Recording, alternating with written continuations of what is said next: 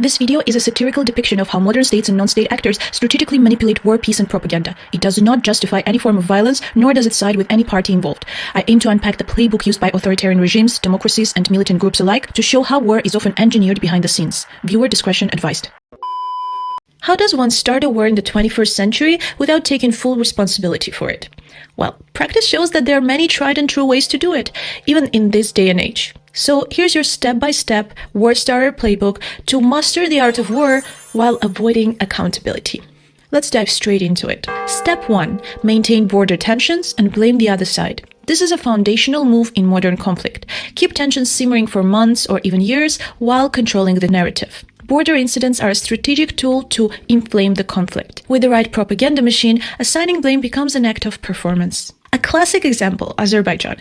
It consistently framed Armenia as the aggressor in Nagorno-Karabakh, including during the 2022 escalation and up until now. Despite initiating attacks, the Azerbaijani government positioned itself as merely responding. Of course, we can't not mention Russia, that mastered the art pre-Ukraine invasion, alleging threats and provocations from Kiev to justify military buildup ever since 2014, accusing Ukraine of attacking its own territory despite contrary evidence. Myanmar has framed ethnic violence, especially against the Rohingya, as security operations, placing blame on the victims for initiating conflict. Israel often cites Hamas rocket fire as justification for military actions, including in the 2021 Gaza conflict.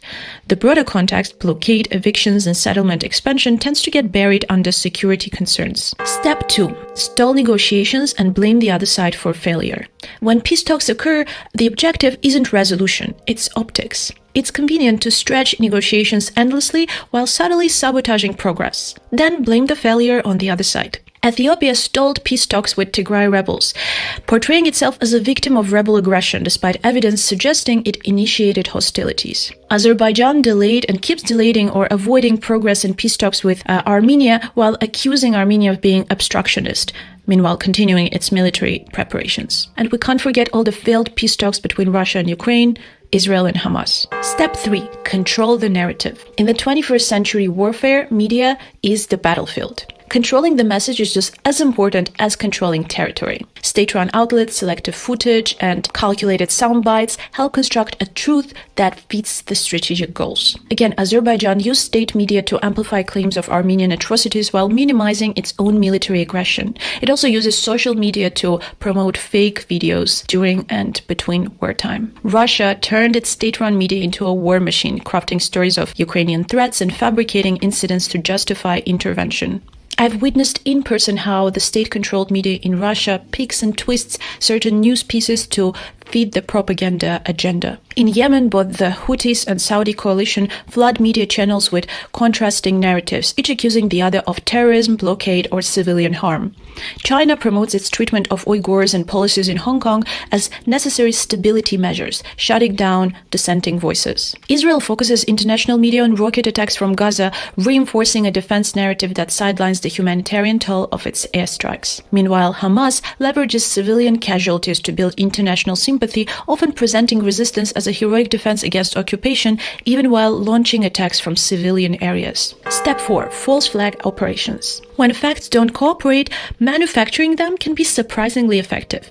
False flag operations, or deceptive tactics, create the perfect pretext for escalation, sacrificing truth in service of justified aggression. A very clear and famous example, Russia has repeatedly invoked the threat of Ukrainian fascists in Crimea in 2014 and also recently, despite the clear presence of Russian forces in unmarked uniforms.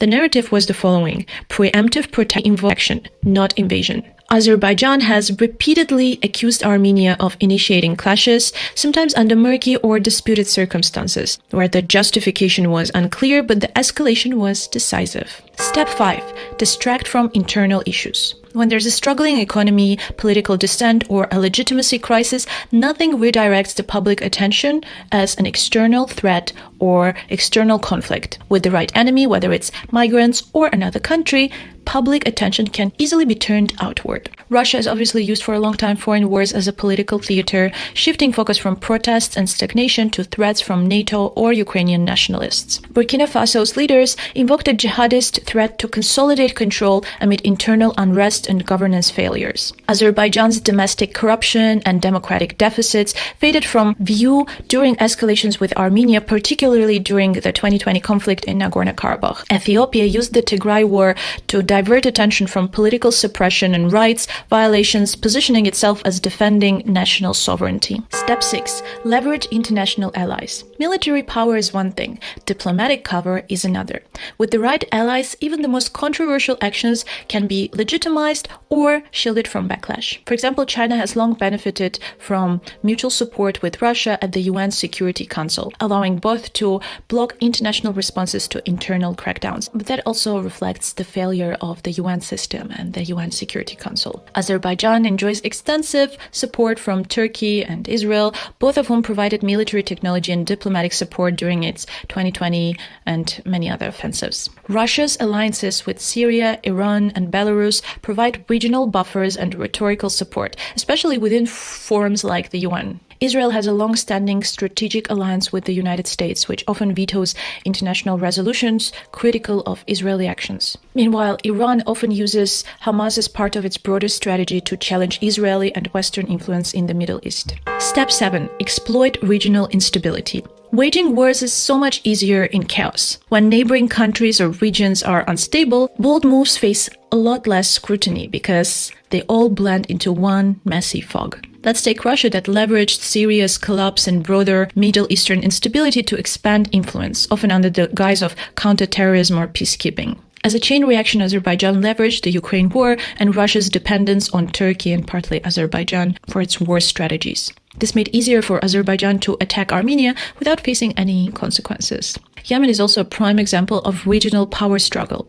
A civil war inflamed by Saudi Arabia, Iran, and the UAE, each exploiting the instability to extend influence. Step 8. Use humanitarian crisis. A humanitarian crisis can serve so many functions, whether it is to justify intervention or rally domestic support. And it doesn't even matter whether it's real or manufactured, because the suffering becomes a political tool. For example, Russia claimed to launch a humanitarian operation in Ukraine to protect Russian-speaking populations despite mounting civilian casualties. Myanmar's military junta described the ethnic cleansing of Rohingya as an anti-terrorism effort, using security language to deflect accusations of genocide. Junta, Ethiopia has cited humanitarian urgency in Tigray to justify military campaigns, even while obstructing aid access and downplaying war crimes. Meanwhile, China positions its mass internment of Uyghurs as re-education and de-radicalization, turning widespread abuse into a claim of social reform. Step 9.